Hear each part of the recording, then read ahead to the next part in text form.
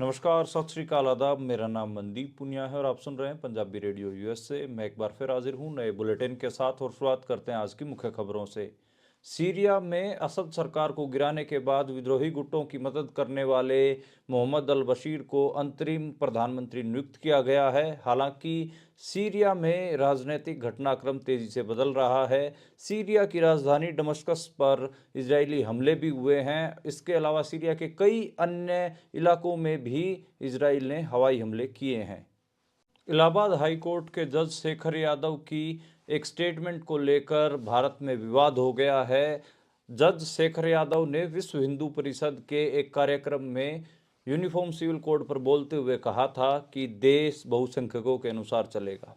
लोकसभा और राज्यसभा का winter session चल रहा है। आज दोनों सदनों में कांग्रेस पार्टी द्वारा गौतम अडानी और बीजेपी द्वारा जॉर्ज सोरोस का मामला उठाए जाने के बाद दोनों सदनों को स्थगित कर दिया। कांग्रेस ने गौतम अडानी के मामले को लेकर आज सदन में नारेबाजी की। वहीं बीजेपी ने कांग्रेस को जॉर्ज सोरोस से फंडिंग के मामले में घेरने की कोशिश की। दोनों तरफ से नारेबाजी होने के कारण आज दोनों सदनों को स्थगित कर दिया गया। किसान 14 दिसंबर को एक बार फिर से शंभू बॉर्डर से दिल्ली की तरफ कूच करेंगे। खनौरी बॉर्डर पर भूख हड़ताल पर बैठे जगजीत सिंह डल्लेवाल को आज 14 दिन पूरे हो गए हैं। उनकी भूख हड़ताल 15वें दिन में एंटर कर गई है। सांसद अमृतपाल के साथी और डिब्रूगढ़ जेल में बंद बसंत सिंह की माताजी का निधन हो गया है। आज उनको डिब्रूगढ़ जेल से मोगा लेकर आया गया और वे अपनी माता के अंतिम संस्कार में शामिल हुए। उन्हें 3 दिन की पैरोल दी गई है। ये थी आज की मुख्य खबरें। अब करते हैं इन खबरों का विश्लेषण और शुरुआत करते हैं पहली खबर से। पहली खबर सीरिया से, और सीरिया से जो खबरें आ रही हैं उसके ऊपर पूरी दुनिया की निगाहें टिकी हुई हैं। और सीरिया से खबर आई कि अब इंटरिम प्राइम मिनिस्टर के तौर पर मोहम्मद अल बशीर ने शपथ ली है। वे विद्रोही गुट एचटीएस के बड़े समर्थक हैं और उन्होंने विद्रोही गुटों की मदद की है असद को हराने में। और असद, आपको पता है कि सीरिया को छोड़कर रसिया में जाकर छिप गए हैं और रसिया की शरण में हैं। और इसको लेकर दुनिया भर में बातें भी हो रही हैं। सबसे बड़ी स्टेटमेंट तो यूक्रेन के राष्ट्रपति जेलेंस्की की आई। उन्होंने कहा कि असद तो रसिया जाकर पुतिन के पास छुप गए हैं, लेकिन जब पुतिन को भागना पड़ेगा तो वो किसके पास जाके छुपेंगे। हालांकि इस स्टेटमेंट का कोई मतलब तो है नहीं। पुतिन को भागने की नौबत मुझे लगता है कि आएगी नहीं। खैर, असद को भागने की नौबत आई है तो असद को के भागने की नौबत के ऊपर हम बात करते हैं। और पहले तो ये जानने की कोशिश करते हैं कि अभी सीरिया में पूरा माहौल क्या है। माहौल यही है कि आप सबको पता है कि 27 नवंबर को जो एचटीएस ग्रुप है उसने पूरी तैयारी की और एचटीएस ने एक हिसाब से जो उस मौके की जो सरकार थी, जो असद की सरकार थी, उसके खिलाफ टक्कर ली और सिर्फ 11 दिनों में ही तख्ता पलट कर दिया।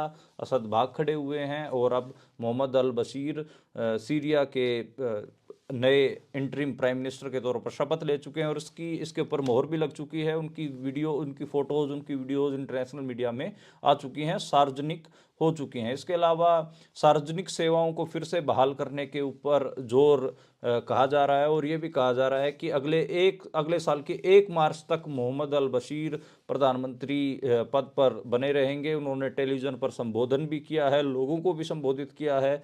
ये सारी चीज़ें चल रही हैं। इसके अलावा दमिश्क में हम सबको पता है कि अलेप्पो, हमा और होम्स जो ये शहर हैं, इसके बाद विद्रोहियों का दमिश्क के ऊपर भी कब्जा रविवार को हो गया था और उसमें बड़ा ग्रुप मैं पहले एचटीएस बता ही चुका हूँ। और इसके अलावा जो एक पूरा जो विद्रोही गुट है, गुट हयात तहरीर अल शाम एचटीएस जिसको शॉर्ट फॉर्म में कहा जाता है, उसने एक स्टेटमेंट भी दी है कि जितने भी अधिकारी जिन्होंने विद्रोही गुटों के खिलाफ काम किया और उन अधिकारियों ने जिन्होंने यातनाएं दी, उनको बख्शा नहीं जाएगा और उनकी सूचना देने के ऊपर इनाम भी मिलेगा। तो एक हिसाब से जिन अधिकारियों ने, जो सरकारी अधिकारी थे, जो विद्रोही गुटों के खिलाफ काम किया है या फिर उनके जो बगावती थे, उनको उनको प्रताड़ना दी है। उनके खिलाफ भी अब एचटीएस ने कहा है कि उनके खिलाफ भी कार्रवाई होगी। एचटीएस के नेता अबू मोहम्मद अल जुलानी, उन्होंने ये बड़ी स्टेटमेंट दी है। लेकिन ठीक है कि एचटीएस, मोहम्मद अल बशीर, सब की बात हो रही है, लेकिन एक बड़ी खबर और भी है। वो है कि इजरायली सेना ने हवाई हमले सीरिया में किए हैं, दमिश्क में भी किए हैं और कई अन्य इलाकों में भी किए हैं।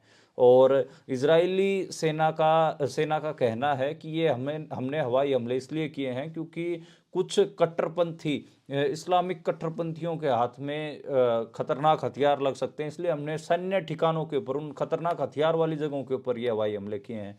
जबकि हमको पता है कि जो इजराइल है वो भी सीरिया की सत्ता में एक रोल चाह रहा है, और अमेरिका बेसिकली इसमें बड़ा पीछे एक खिलाड़ी है, और वो जो इजराइल के थ्रू ये सब करना चाह रहा है। जो अमेरिका के प्राइम मिनिस्टर हैं, जो प्रेसिडेंट हैं, उनकी भी स्टेटमेंट आई थी, और ये देखने को लग रहा था कि कहीं ना कहीं, और अमेरिका ने खुशी जाहिर की थी कि जब जो असद है उनको भागना पड़ा था, कि और साथ में ये कहा था कि अब जो सीरिया है उसकी जो power of transfer of power है वो बड़ी ढंग से होनी चाहिए। तो अमेरिका और इजराइल मिलके वहाँ पर अपने डमी लोगों को वहाँ पर इस्टेब्लिश करना चाह रहे हैं, क्योंकि अमेरिका और इजराइल जो एचटीएस है, जो विद्रोही गुट है एचटीएस, उसको भी पसंद नहीं करते हैं, और उसमें भी ये मानते हैं कि इनमें भी जो आईएसआई है, आईएसआईएस है, उनके लोग ज़्यादा हैं। इसके अलावा उनका हिजबुल्लाह से भी तालमेल रहा है। इस किस्म के आरोप ये लोग लगाते रहे, इसी वजह से आज इजराइल ने हवाई हमले भी किए हैं, और इसकी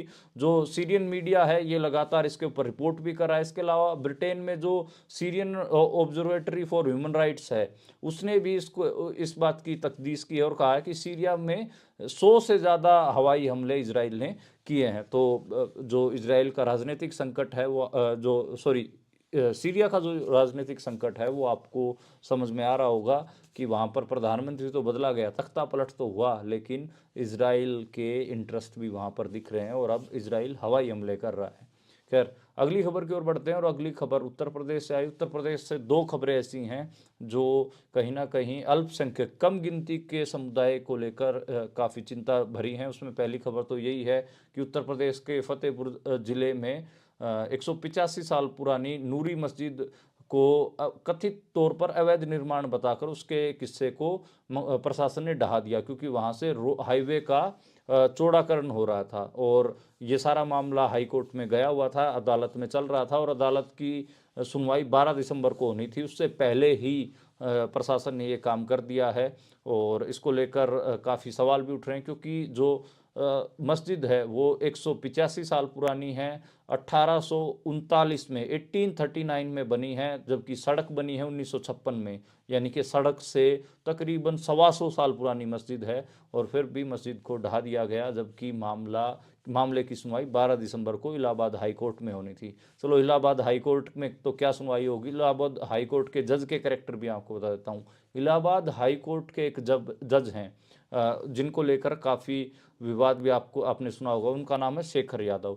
शेखर यादव को विश्व हिंदू परिषद ने अपने कार्यक्रम में बुलाया, और जज देखिए, हाईकोर्ट के जज देखिए, वो उस कार्यक्रम में भी चले गए विश्व हिंदू परिषद के में, और वहाँ पर उनको यूनिफॉर्म सिविल कोड के ऊपर बोलने के लिए कहा गया, और उन्होंने भाषण देते हुए इतनी ऐसी बात कह दी जिससे सभी के कान खड़े हो जाने चाहिए। इलाहाबाद हाई कोर्ट के जज शेखर यादव ने यूनिफॉर्म सिविल कोड पर बोलते हुए कहा कि ये देश बहुसंख्यक लोगों के अनुसार चलेगा, यानी कि बहुगिनती, जिनकी गिनती ज़्यादा है उनके अनुसार बाकियों को भी रहना पड़ेगा। इस स्टेटमेंट का मतलब ये है। इसके बाद कहीं ना कहीं पूरे मुल्क भर में इस स्टेटमेंट को लेकर विवाद भी हुआ, लोगों ने शेयर भी किया कि देखिए कैसे इंडिया में मेजोरिटेरिज्म आ रहा है, यानी कि बहुसंख्यकवाद आ रहा है, यानी कि जो जिनकी ज़्यादा गिनती है उनकी चलेगी, ऐसा तंत्र स्थापित हो रहा है।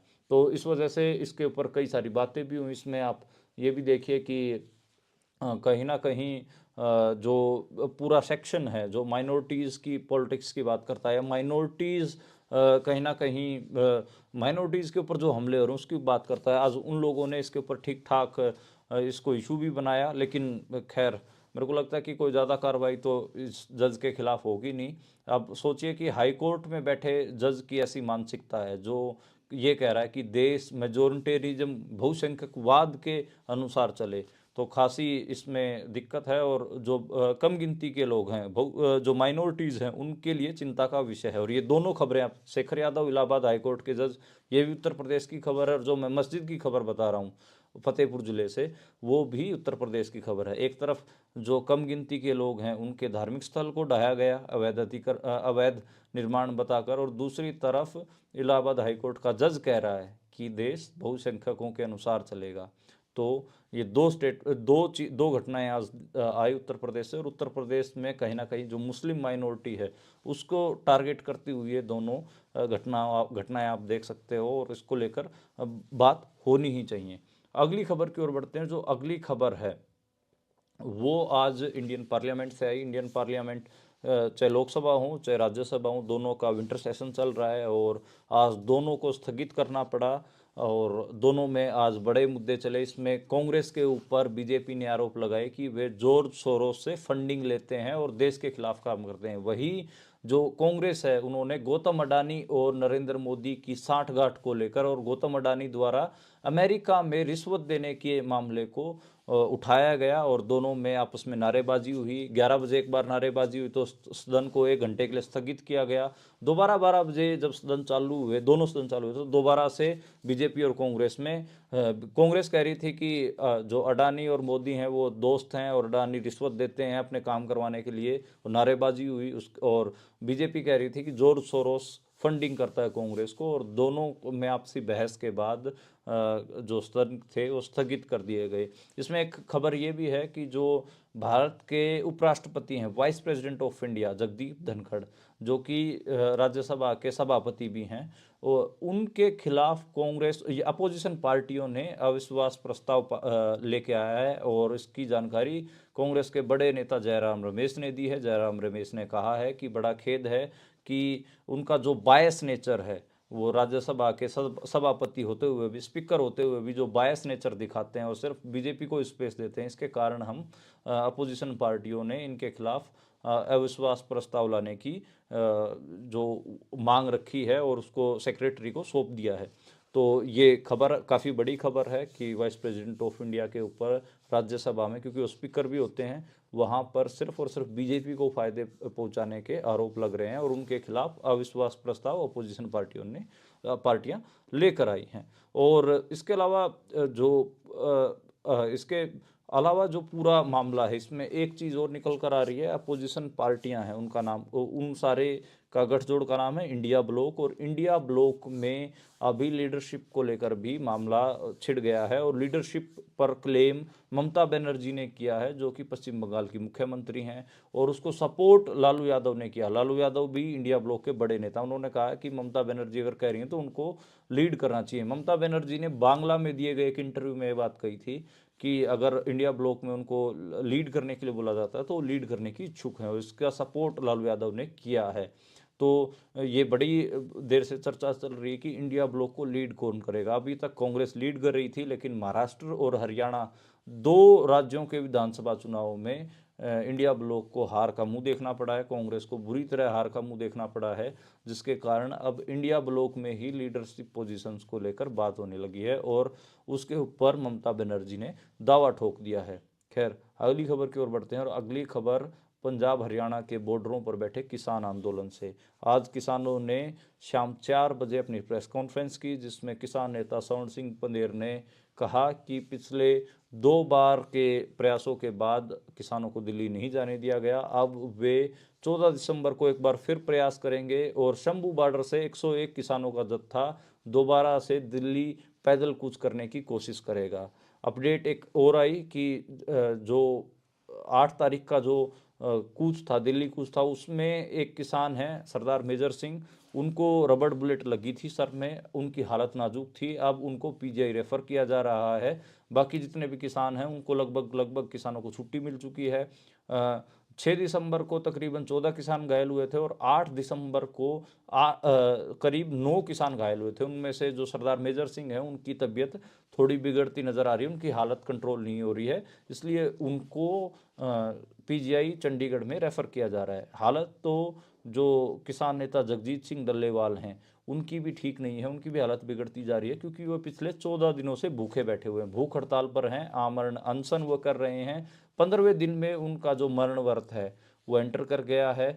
उनके मरण व्रत के कारण उनका तकरीबन 12 किलोग्राम वजन कम हो चुका है। उनका जो शुगर और बीपी का भी मसला चल रहा है, और उनकी जो शुगर है वो भी, ब्लड प्रेशर है वो 124/95, शुगर 93 और पल्स रेट 87 है, और वजन तकरीबन 12 किलो वजन उनका कम हो चुका है। डॉक्टरों ने मेडिकल बुलेटिन भी जारी किया है। और इसको लेकर एक और चीज़ समझ में आई है कि फरीदकोट के डल्लेवाल गांव के वो रहने वाले हैं, और उस गांव में भी लोग अपना चूल्हा नहीं जला रहे हैं, वहाँ पर भी इस आंदोलन का असर पड़ रहा है। और खनौरी बॉर्डर पर वो भूख हड़ताल पर बैठे हुए हैं, खनौरी बॉर्डर के आसपास के गांव में भी इसका बहुत असर है। लोग बड़े मायूस हैं, बहुत सारे घरों में चूल्हे नहीं जल रहे हैं, और सभी ये अरदास कर रहे हैं कि जगजीत सिंह डल्लेवाल का जो मरण व्रत है वो कामयाब हो, वो मरने से बचें और किसानों की मांगे मानी जाए। लेकिन आज शंभू बॉर्डर पर जो प्रेस कॉन्फ्रेंस चल रही थी उसमें स्वर्ण पंधेर और बाकी के किसान नेताओं ने बताया कि सरकार ने कोई भी बातचीत के लिए इनवाइट नहीं किया है, कोई बातचीत का रास्ता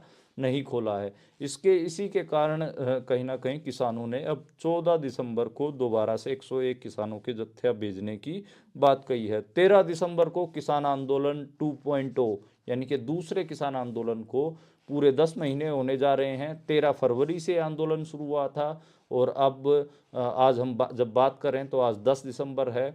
13 दिसंबर 3 दिन बाद इसको पूरे 10 महीने हो जाएंगे, और 14 दिसंबर को किसान आगे जाएंगे। इसके अलावा जो हरियाणा का अम्बाला ज़िला है वहाँ पर कंप्लीट इंटरनेट शटडाउन कर रखा है, वहाँ पर इंटरनेट बंद है। इसके अलावा किसान नेताओं ने जानकारी दी कि पंजाब में भी 1-1.5 किलोमीटर की रेंज में इंटरनेट को बंद कर रखा है, वहाँ पर भी इंटरनेट नहीं चल रहा है।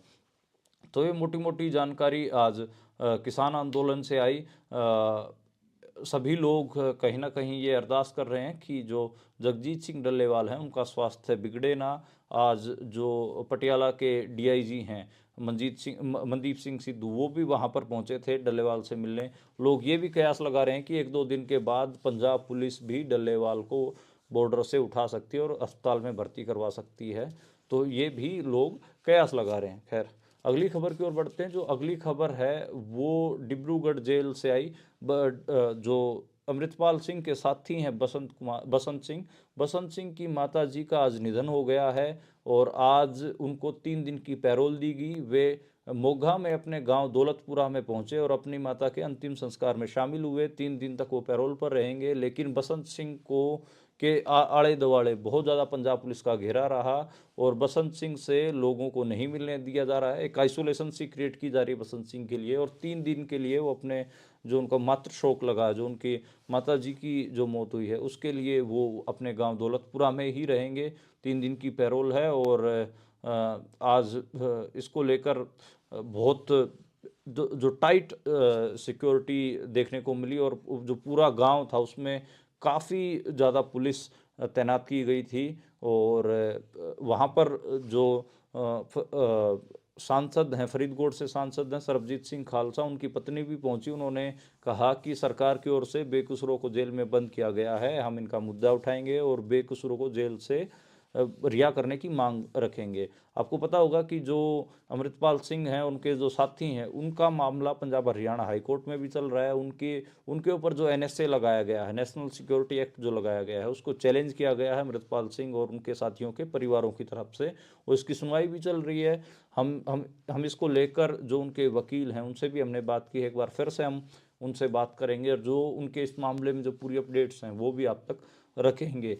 तो आज के लिए इतना ही। कल दोबारा मुलाकात होती है नई खबरों के साथ, नए बुलेटिन के साथ। आप देखते और सुनते रहिए पंजाब।